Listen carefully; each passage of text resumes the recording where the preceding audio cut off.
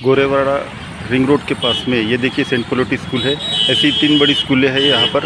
हज़ारों बच्चों का आना जाना यहाँ पर रहता है। हज़ारों नागरिक यहाँ से आना जाना करते हैं।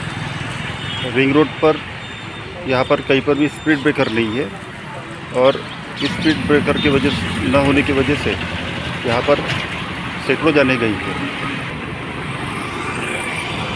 प्रशासन को जागरूक कराने हेतु हज़ारों बच्चों और नागरिकों की सुरक्षा को लेकर श्रृंखलाबद्ध आंदोलन के बाद अब आमरण उपोषण की तैयारी शैलेश पांडे जी इनके नेतृत्व में अगला कदम। जानलेवा रिंग रोड है उस पर ब्रेकर बनेंगे या नहीं बनेंगे? देखिए, सीनियर सिटीजन जो ग्रुप है हमारे झिंगावा टाकली का, लगभग उसके 300 सभासद है। वो लोगों ने यहाँ पे आके विजिट दिया। वे लोग यहाँ पे अनशन पे भी बैठे। उसी प्रकार ड्राइवर एसोसिएशन ने हमको यहाँ पे सपोर्ट किया। उसी प्रकार और विभिन्न 2-3 संगठनों ने हमें सपोर्ट किया। जाफरनगर यूथ वालों ने हमको सपोर्ट किया। तो काफ़ी लोग यहाँ पे अभी ये 3 दिन के अंदर आए। अभी श्रृंखलाबद्ध उपोषण के पीछे का जो हमारा मकसद है वो यही है कि जो रिंग रोड पे जो रास्ते पे ब्रेकर लगे, उसके जो कट्स है वो बंद हो या तो उसको बढ़ा के उस पर शीशे लगाए जाए।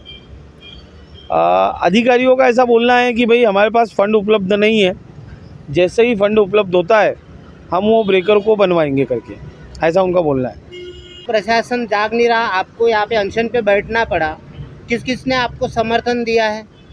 देखिए, मैंने जैसा बताया है कि एरिया के सभी लोगों का समर्थन है। सभी लोगों के जो फ़ोन आ रहे, उनकी जो बातचीत हो रही है, उससे उनका बोलना है कि भाई आप जो काम कर रहे हो काफ़ी अच्छा काम है। उसका कारण ये है कि इस रिंग रोड पे सेंट विसेंट पोलोटी स्कूल, सांदीपानी, उसके बाद सेंटर पॉइंट, ऐसे बड़े बड़े स्कूल है जिसमें हज़ारों की तादाद में बच्चे पढ़ते हैं। और वो बच्चे जब सुबह स्कूल आते हैं और स्कूल से जब जाते हैं तो मुझे लगता है कि ये जिस हिसाब से रोड पे हेवी व्हीकल्स चलते हैं उनके जान को धोखा है। तो वो जो पेरेंट्स है वो पेरेंट्स काफ़ी खुश है मेरे इस आंदोलन से। उसके बाद में अभी हमारा ये मानना है कि आउटर रिंग रोड शुरू हो चुका है, तो ये जो हेवी व्हीकल्स है ये आउटर रिंग रोड पे ट्रांसफ़र होने चाहिए। अगर ये आपकी जो डिमांड है वो जल्द से जल्द पूरी नहीं की जाएंगी या समय देने पर भी पूरी नहीं की जाती है तो अगला कदम क्या रहेगा? देखिए, इस बार ये जो रिंग रोड है, ये रिंग रोड को लगभग 10 से 12 साल हो गए। 12 साल में यहाँ पे करीब 70-80 मौतें तो मैंने खुद ने अपने आँखों से देखा हूँ।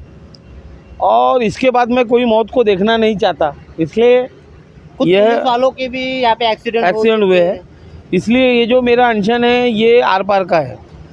पहले हमने श्रृंखलाबद्ध इसलिए किया कि हम शासन को या गवर्नमेंट को किसी प्रकार की तकलीफ़ नहीं देना चाहते थे। लेकिन कल तक का ये मेरा शुक्रवार तक का श्रृंखलाबद्ध आंदोलन है।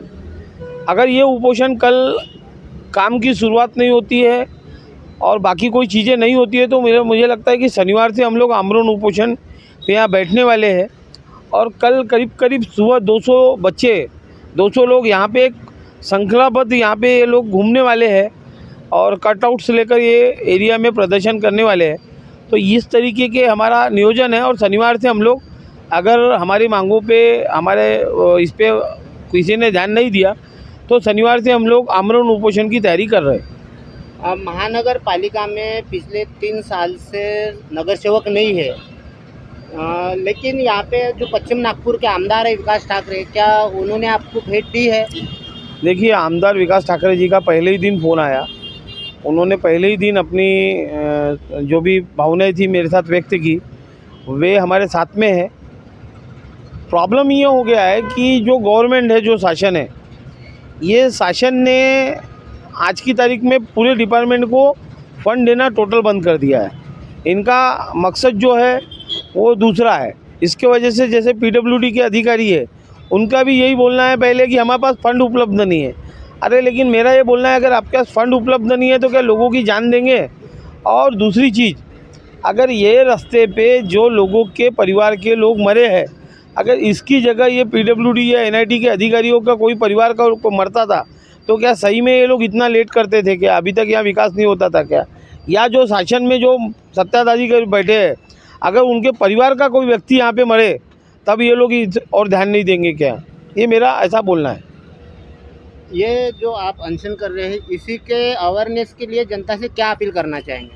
देखिए, जनता से अपील यही है कि मुझे ऐसा लगता है कि कुछ दिन बाद जनता भी घर के बाहर निकलेंगी, क्योंकि जो मैंने बताया कि यहाँ पे परिवार धोखे पे, यहाँ पे बच्चे धोखे में। उस दिन जो घटना घटी वो घटना 11:30 बजे घटी। अगर वो घटना 12:30 बजे घटी, उस समय अगर पलोटी स्कूल के बच्चों को छुट्टी हुई रहती तो हो सकता था उस दिन 50-60 बच्चे की यहाँ पे अपघात में मृत्यु हो सकती थी। तो इसकी जिम्मेदारी कौन लेगा? इसकी जिम्मेदारी शासन ने लेनी चाहिए। जल्दी से जल्दी वहाँ पे ब्रेकर और बाकी चीज़ें बनानी चाहिए। धन्यवाद।